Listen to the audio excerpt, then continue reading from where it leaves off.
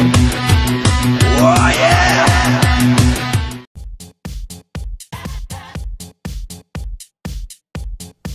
Sup bitches? I'm reliably informed that I'm terrible at pimping my stuff. So here I am, pimping my stuff in what's hopefully an amusing way. If you want to interact with me and follow me, you can find me on Twitter at Grinosaur and at Mort_post for official announcements.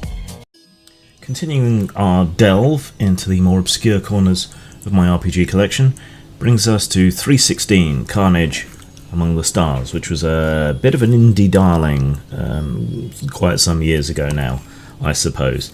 It's a very small, very thin book, so you know you're not getting a lot, but cheap and cheerful and focused games can be really good.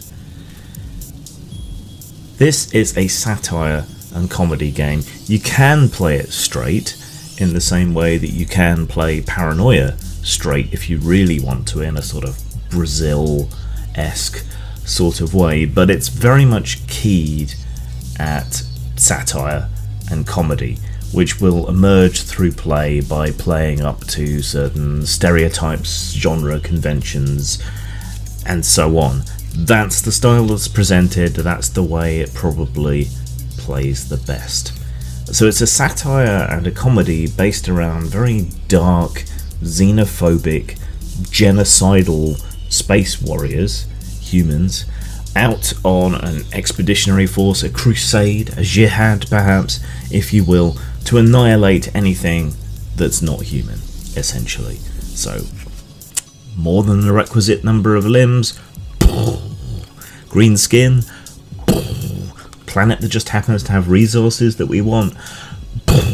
And this isn't really the kind of game where you're going to explore that conflict, or that xenophobia, or that genocide, or question the orders that you've been given. You know, this isn't Avatar at all. This is Starship Troopers, if anything, or Warhammer 40,000, right? And you could use this to play military campaigns based around any of these similar sorts of ideas.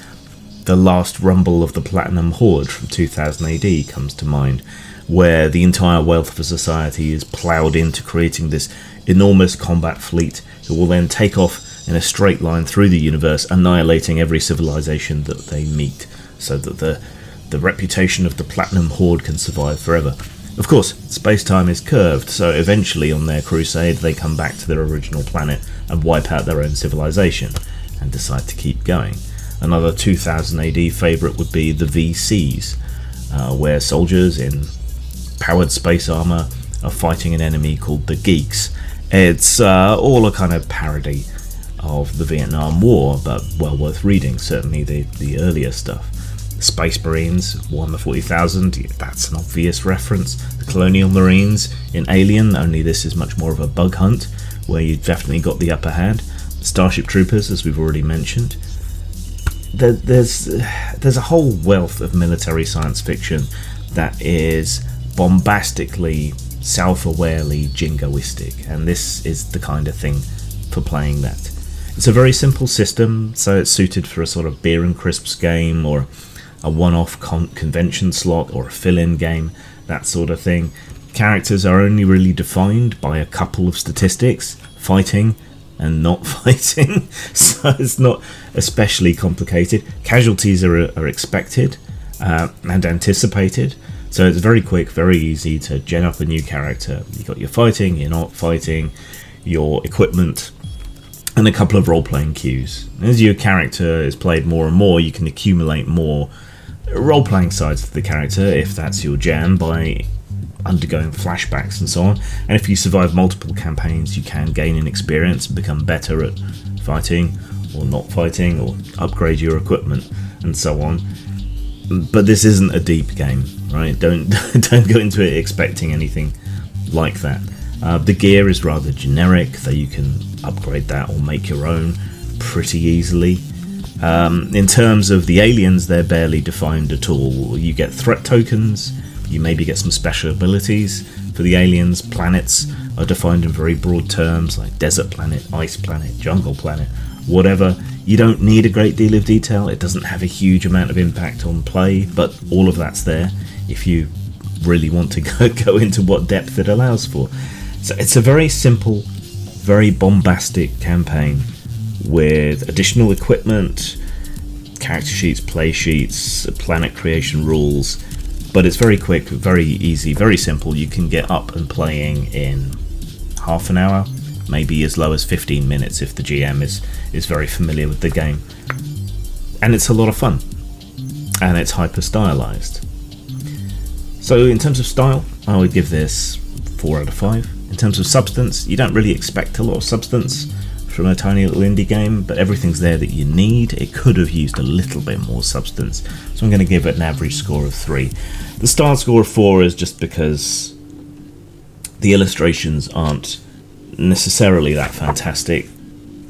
So there's some good ones of the soldiers, which are hyper stylized, but a lot of it is very sketchy, but in a way that doesn't necessarily fit the style. So style 4, substance 3, overall score 7 out of 10 or 3.5 out of 5.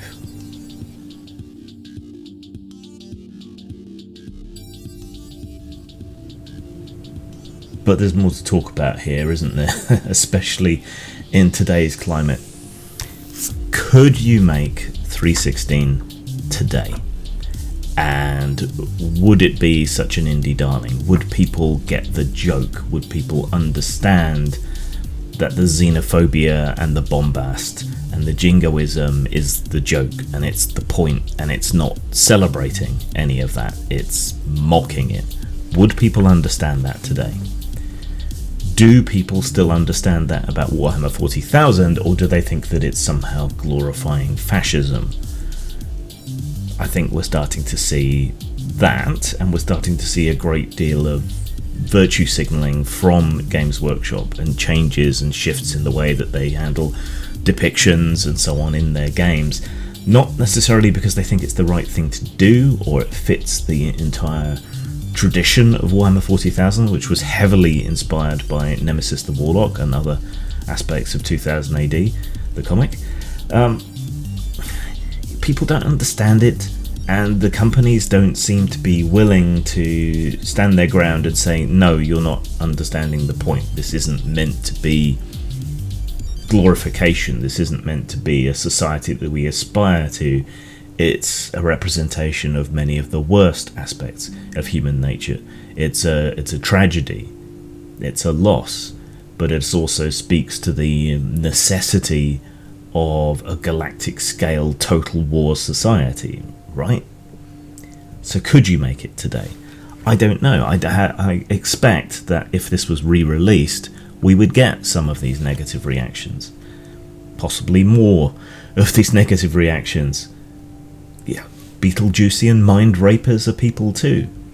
There's the campaign for the liberation and integration of terrifying organisms into society, right? Xenomorph lives matter.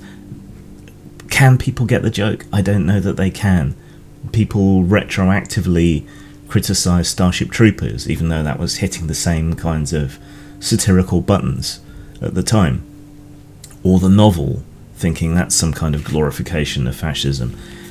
People don't get it and won't be corrected.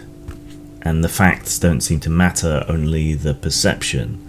So I worry that in this environment, brilliant little games like 316 become less likely, less able to come out, because people don't understand and won't be corrected, and they prioritise their erroneous perception over the truth of the matter.